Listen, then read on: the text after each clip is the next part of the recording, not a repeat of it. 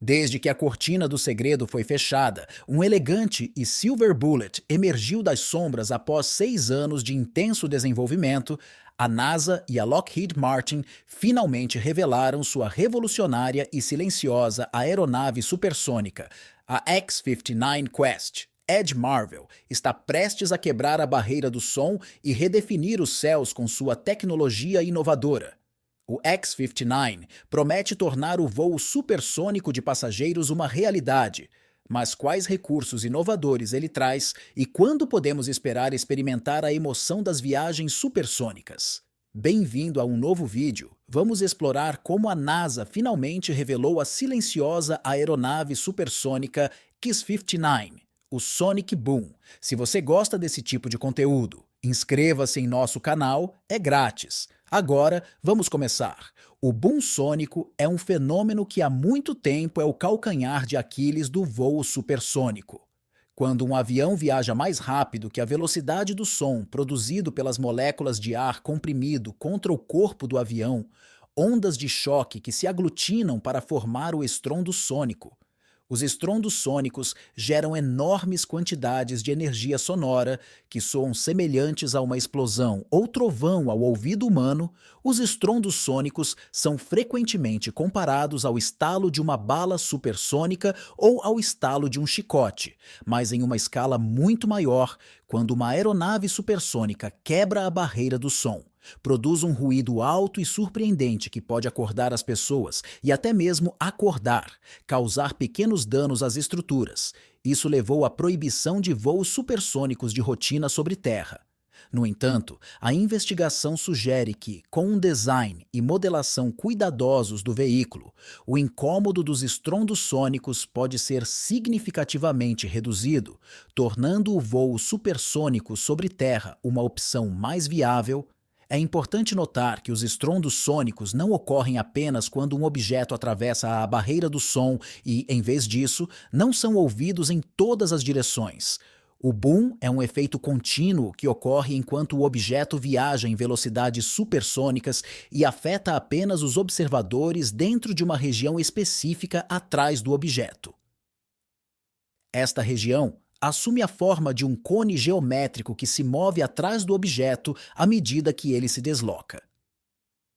Quando o cone passa sobre um observador, ele experimentará brevemente o Sonic Boom. Ao compreender a dinâmica dos estrondos sônicos, investigadores e engenheiros podem trabalhar para mitigar o seu impacto e tornar o voo supersônico mais acessível. Quando um avião se move no ar, ele gera uma série de ondas de pressão na frente e atrás. É semelhante às ondas de proa e popa criadas por um navio. Essas ondas viajam na velocidade do som, e à medida que a velocidade do avião aumenta, elas ficam comprimidas porque não conseguem se afastar uma da outra com rapidez suficiente. Eventualmente, essas ondas se fundem em um único acidente. A onda que viaja à velocidade do som, uma velocidade crítica conhecida como Mach 1. É de aproximadamente 1.192 km por hora ao nível do mar e 20 graus Celsius em voo constante. A onda de choque começa no nariz do avião e termina na cauda devido à simetria. Durante o movimento do avião, a onda de choque forma um cone simulado semelhante a um cone de vapor com o avião na ponta. Esta onda de choque em forma de cone é um aspecto fundamental do voo supersônico e é responsável pelo estrondo sônico que ocorre quando uma aeronave quebra a barreira do som. O avião viaja mais rápido, seu cone de choque fica mais fino e pontiagudo. A distribuição de pressão ao redor da aeronave muda, criando um perfil de sobrepressão conhecido como onda N. Esta onda N causa um boom duplo distinto quando a aeronave quebra a barreira do som e quando a aeronave está manobrando a distribuição de pressão, muda para uma forma de onda U, que é amplificado de 2 a 5 vezes a onda N. No entanto, esta sobrepressão amplificada afeta apenas uma pequena área em comparação com o resto do Sonic Boom. A força do Sonic Boom depende da altitude, velocidade e tamanho do pico. Pode variar de menos de 50 a 500 pascais para um estrondo de onda. O estrondo sônico mais forte já registrado foi de 7.000 pascais. mas não causou ferimentos aos pesquisadores. Edifícios em boas condições podem suportar pressões de 530 pascais ou menos sem danos. A exposição da comunidade a estrondos sônicos é normalmente um movimento do solo abaixo de 100 pascais devido a estrondos sônicos. Isto é raro e está bem abaixo dos limites de danos estruturais. A potência da onda de choque depende da quantidade de ar que está sendo acelerada, de modo que aeronaves maiores produzem choques mais fortes. Porém, em velocidades e altitudes muito altas, o cone de choque torna-se mais fraco e nenhum estrondo é ouvido. O comprimento do estrondo depende do comprimento da aeronave. Aviões mais longos produzem um boom menos potente. Ondas de choque secundárias podem se formar em pontos convexos da aeronave, como o bordo de ataque da asa e as entradas do motor. Essas ondas de choque se somam ao choque primário. A onda maximiza a sua magnitude e o tempo de subida faz com que o boom pareça mais forte. A distância característica para este efeito é de cerca de 4.000 pés, abaixo da qual o estrondo sônico se torna mais suave. No entanto, a viagem sônica a esta altitude é ineficiente porque o arrasto representa um grande problema. Então, como funcionam os aviões supersônicos? Aeronaves supersônicas. Foi estabelecido que aeronaves supersônicas são capazes de voar mais rápido que a velocidade do som, que é Mach 1. Essas aeronaves podem atingir velocidades de até 5 vezes, Mach 1 ou Mach 5. A faixa de velocidade típica para aeronaves. As velocidades supersônicas são entre 700 e 750 milhas por hora. Como a maioria das aeronaves não excede 1.500 mph, existem vários tipos de aeronaves supersônicas, cada uma com sua abordagem de design exclusiva. Alguns modelos priorizam a aerodinâmica e sacrificam parte da potência dos motores para melhorar o fluxo de ar. Outros contam com propulsores potentes para compensar designs menos aerodinâmicos que atingem velocidades mais altas. Nos Estados Unidos, aeronaves militares supersônicas podem custar entre 13 milhões de dólares e 35 milhões de dólares. Dependendo do modelo e de suas capacidades, essas aeronaves de alto desempenho exigem projeto e engenharia cuidadosos para atingir velocidades supersônicas, mantendo a estabilidade e o controle. Seu design avançado e motores potentes os tornam ativos valiosos para aplicações militares e de pesquisa. A pressão gerada pelas explosões sônicas das aeronaves fica normalmente na faixa de algumas libras por pé quadrado. Porém, a intensidade da pressão diminui à medida que a altitude do veículo aumenta. Isto ocorre porque o impacto se dissipa e se espalha para longe do veículo, resultando em pressões mais baixas sobre o solo. Curiosamente, a velocidade do veículo tem um impacto mínimo na pressão do sonic boom, enquanto a velocidade do veículo afeta a intensidade da onda de choque, a pressão no solo permanece relativamente constante.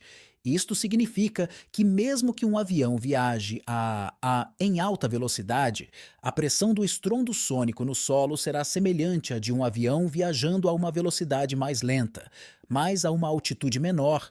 Concorde, o famoso e popular avião de passageiros supersônico. No final da década de 1950, projetos de transporte supersônico estavam sendo desenvolvidos e pensava-se que voar mais alto evitaria problemas com o sonic boom. No entanto, o primeiro voo do norte-americano XP-70 Valkyrie provou que essa suposição estava errada e mostrou que o boom ainda estava acontecendo. Um problema mesmo a 70.000 pés, levando à caracterização da onda N e ao desenvolvimento de uma figura por Richard Cass e Albert George para medir os níveis de sonic boom. O FMS é baseado no peso e comprimento da aeronave, com valores mais baixos indicando menor lança. Usando esse cálculo, constatou-se que o Concorde e o Boeing 2700 tinham FMS de 1,4 e 1,9 respectivamente. o que foi considerado muito alto. Combinado com o público, o ressentimento e os fatores políticos levaram ao fracasso da maioria dos projetos. No entanto, projetos de aeronaves menores, como jatos comerciais, tendem a produzir explosões mínimas ou nenhumas explosões audíveis. Com base em pesquisas anteriores, George e Christine M. Darden desenvolveram a teoria de Jones, George e Darden de minimização do estrondo sônico. Seu objetivo é espalhar a onda lateral e temporalmente usando um nariz cônico afiado e de alto ângulo e uma asa voadora inclinada para trás ou oblíqua para suavizar a onda de choque. Esta abordagem pode aumentar a altitude característica de 40.000 para 60.000 pés, tornando-a adequada para aeronaves SAST. A regra da área também é usada para moldar a fuselagem e reduzir a intensidade da onda de choque.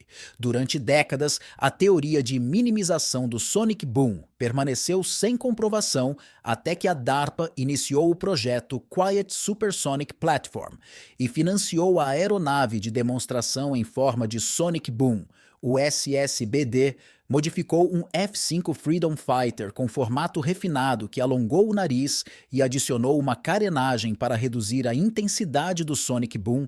Após 21 voos e 1.300 gravações, o SSBD demonstrou uma redução de 1/3 na intensidade do boom, um resultado promissor que poderia ter tornado o boom do Concorde aceitável depois que o SSBD, a NASA e a Gulfstream Aerospace testaram o Spike mais silencioso em uma aeronave F-15B em 2006. O Silent Spike é um braço telescópico que enfraquece as ondas de choque no nariz do avião em velocidades supersônicas. Mais de 50 voos de teste foram realizados, incluindo a sondagem de ondas de choque por um segundo F-15B. Enquanto alguns projetos teóricos, como o biplano Bussmann, pretendiam eliminar estrondos sônicos que geram sustentação aerodinâmica e criam inevitavelmente ondas de choque. Em 2018, a NASA concedeu a Lockheed Martin um contrato de $247.500 para construir o demonstrador de voo de baixo crescimento com o objetivo de reduzir o estrondo sônico ao som da porta de um carro fechando. O som do estrondo depende em grande parte da distância entre o observador e a aeronave. A forma que produz o estrondo sônico. Um estrondo sônico geralmente é ouvido como um estrondo duplo profundo, já que a aeronave geralmente está a alguma distância. O som é muito semelhante ao dos morteiros comumente usados em fogos de artifício. É um equívoco comum pensar que um boom só é gerado durante a transição subsônica para supersônica e que o boom é contínuo. Durante todo o voo supersônico, um ex-piloto do Concorde explica que a bordo não há som audível. Mas, em vez disso, a tripulação vê a cinta de pressão descendo no plano indicado pelos instrumentos, principalmente em torno de Mach 1. O estrondo sonic não é ouvido de forma semelhante, maneira de como a esteira de um navio é deixada para trás. Em 1964, a NASA e a Administração Federal de Aviação iniciaram os testes do Boom Sonic em Oklahoma City, o que causou 8 estrondos sônicos. Dados valiosos do experimento foram coletados ao longo de 6 meses, mas foram geradas 15.000 reclamações que acabaram envolvendo o governo em uma ação coletiva, que ele perdeu na apelação em 1969. Os estrondos sônicos também eram um incômodo em North Cornwall e North Devon, no Reino Unido, pois essas áreas sob a trajetória de voo das Concorde Windows vibrariam e, em alguns casos, as tochas apontadas sob as telhas do telhado seriam desalojadas pela vibração. Trabalhos recentes foram realizados nesta área, especialmente sob a silenciosa plataforma supersônica da DARPA. A investigação realizada por especialistas em acústica foi iniciada no âmbito deste programa. Ao observar mais de perto a composição dos estrondos sônicos, incluindo o conteúdo de frequência, Várias características da onda de estrondo sônico tradicional podem influenciar o quão fortes e irritantes eles podem ser percebidos pelos ouvintes no solo. Mesmo ondas N fortes, como aquelas geradas por Concorde ou aeronaves militares, pode ser muito menos questionável se o tempo de aumento da sobrepressão for suficientemente longo. Surgiu uma nova métrica conhecida como intensidade percebida medida em PLB, que leva em consideração o tempo de subida do conteúdo da frequência. Um exemplo bem conhecido é o estalar de dedos, em que o som percebido nada mais é do que um aborrecimento. Dependendo da altitude da aeronave, os estrondos sônicos atingem o solo entre 2 e 60 segundos após o sobrevoo. Porém, nem todos os estrondos são ouvidos ao nível do solo. A velocidade do som em qualquer altitude é uma função da diminuição da temperatura do ar ou do aumento da temperatura, resultando em uma diminuição ou aumento correspondente na velocidade do som. Sob condições atmosféricas padrão, a temperatura do ar diminui com o aumento da altitude. Por exemplo, quando a temperatura no nível do mar é de 15 graus Celsius, a temperatura a 30.000 pés cai para menos 45 graus Celsius. Esse gradiente de temperatura ajuda a curvar as ondas sonoras para cima. Portanto, por uma pluma atinge o solo. A velocidade do avião em relação ao solo deve ser maior que a velocidade do som no solo. Por exemplo, a velocidade do som a 30.000 pés é de aproximadamente 670 milhas por hora, mas um avião deve viajar pelo menos 750 milhas por hora para que um estrondo seja ouvido no solo. A composição da atmosfera também é um fator.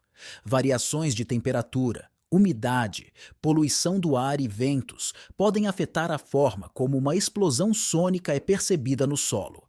Até mesmo o próprio solo pode influenciar o som de uma explosão sônica.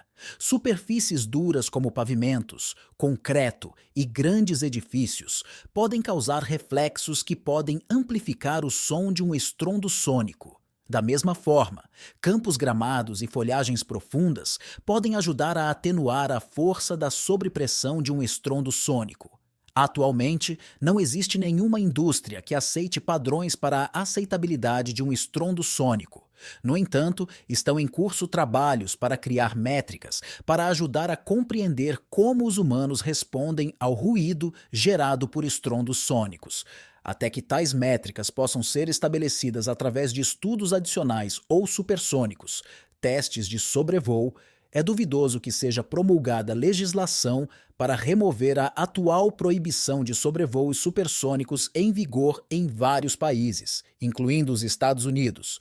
Como a proibição do Concorde afetou o desenvolvimento do transporte? O avião de passageiros mais rápido do mundo e possivelmente o mais icônico de todos os tempos, Concorde deu aos passageiros uma amostra do voo supersônico. Por quase 3 décadas, sua velocidade foi uma bênção para muitos viajantes de negócios ricos e ocupados que aproveitavam o curto salto sobre o Atlântico e transportavam cargas importantes, como suprimentos e órgãos para transplantes durante emergências médicas, com uma velocidade máxima de até 1.350 milhas por hora. O avião supersônico poderia fazer a viagem transatlântica entre Londres e Nova York em aproximadamente 3 horas. Para muitos que pilotavam o Concorde, experimentar tal velocidade foi uma ocasião importante.